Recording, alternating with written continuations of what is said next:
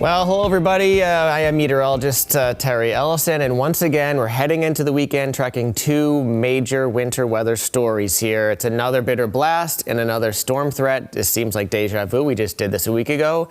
Here we go again. So we've issued a next weather alert for another bitter blast of cold that's setting in tonight and will be lasting through the next 36 to 48 hours. We're talking about wind chills as low as 20 below. You can see the National Weather Service has also issued a cold weather advisory for most of the area.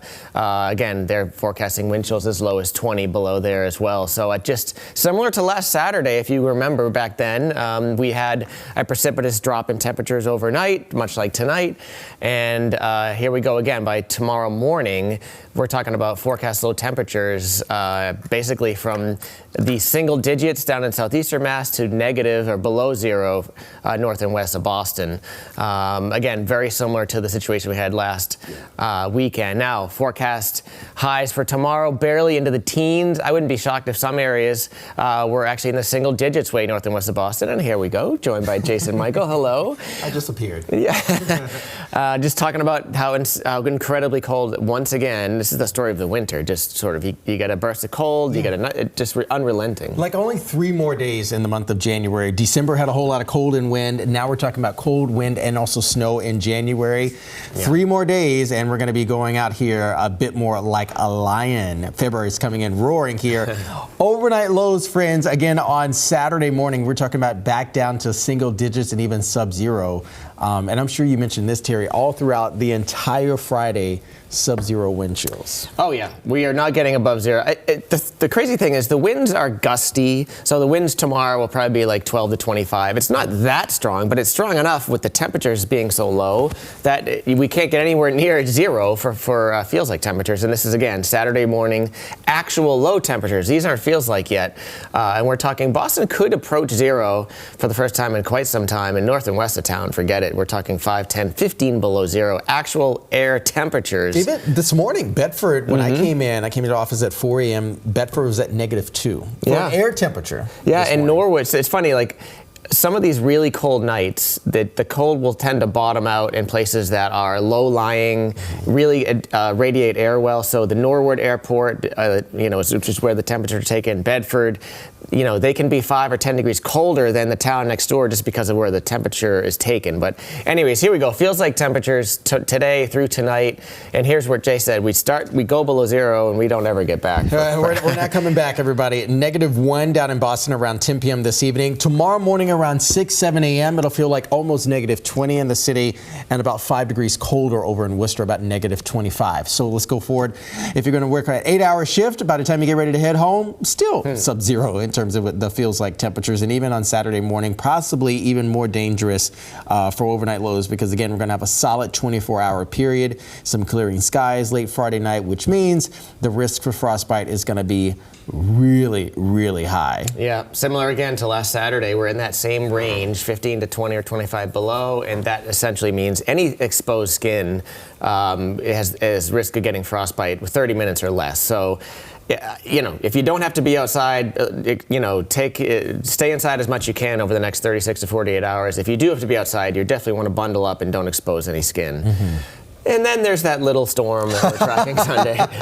Which the waves could definitely look like this as we go throughout Saturday into Sunday as well. So here's the thing, folks. Okay, I know we've been throwing a lot at you. You got a whole lot of cold. You got the frostbite risk. You got the dangerous wind chills. This storm will no doubt, even if Billy this morning over at KISS 180, he said, okay, Jason, I really like that term fringe impact.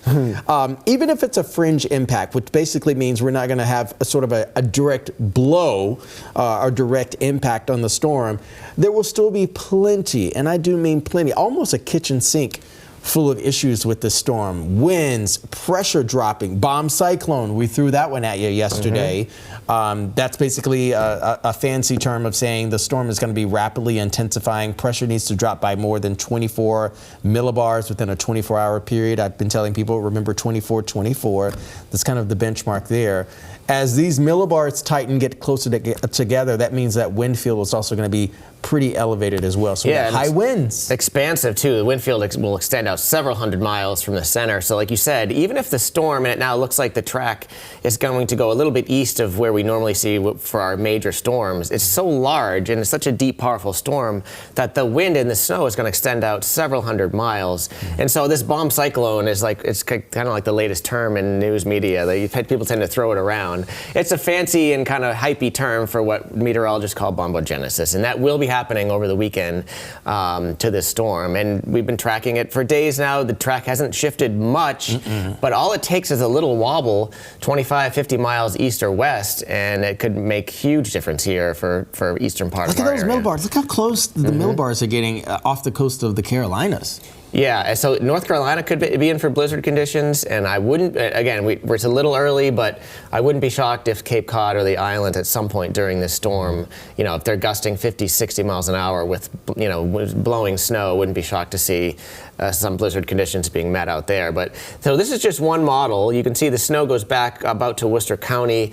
It's really fine line. I think there's going to be an intense snow band going on somewhere over southeastern Mass, but how far north and west that gets, is it to Boston? Is it to Worcester? Is it to Plymouth?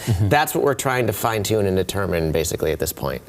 So we've labeled sort of the highest risk areas, basically the areas closest to the storm. That big old piece of land that juts out from Massachusetts out into the ocean, Cape Cod and the islands, like they're just closer to the center of the storm, so they're at higher risk for some impacts here, and we're talking wind and snow.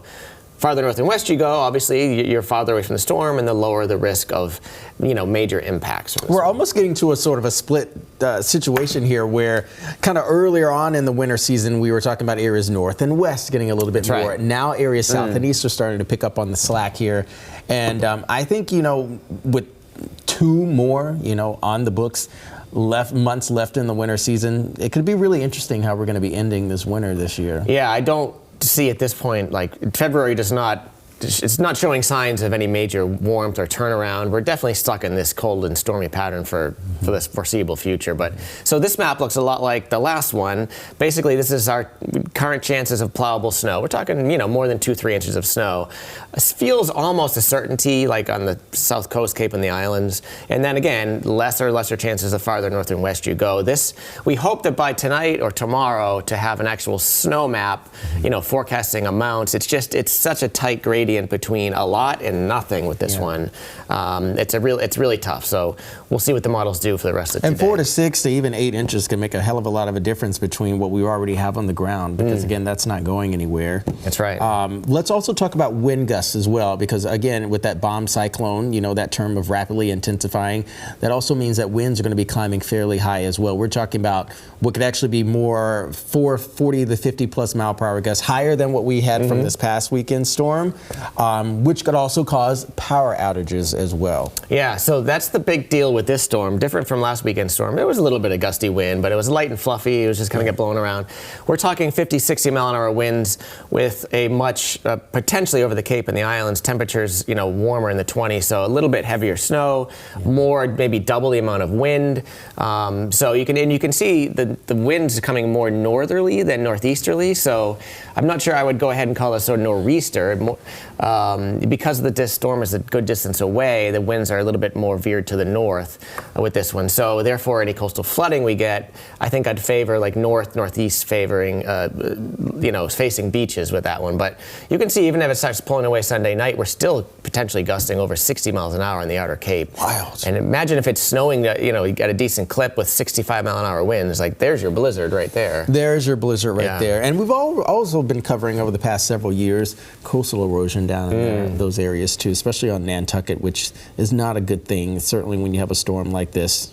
Yeah, no doubt about occurring there. So wind timeline, again, for the storm, you can see it sort of, this is, I just chose a spot on the Cape. You can see it definitely peaks Sunday afternoon and evenings, sort of gradual ramp up and ramp down. And I think, what you're looking for a really bad tide cycle is when the high winds coincide with the high tide cycle. The wave heights, I just threw this graphic in there, 10 to 15 foot waves just offshore here, Sunday into early Monday. Certainly definitely something. We haven't seen anything quite like that in a little bit. Surfers, do not be tempted. No, jeepers, no. And so here's the deal with the high tides. We do have a full moon this weekend. We do have astronomical high tides. Boston, without any amount of sort of storm or storm surge, is 1.5 feet shy of flood this weekend. So it wouldn't take much to get a little bit push from that storm to see some flooding in the Boston area, or for that matter, over the Scituate or the Cape. These are Scituate high tides, and they're even closer to flood stage. They're within a foot, again, without any storm surge. They're less than a foot away from flooding already. These are just regular old readings. Yeah, exactly. So these are not forecasted. This is just this is what it will be without any storm. So I would say even if the snow misses Scituate, you're going to see that water splashing over the walls. You're going to see some flooding there in Scituate.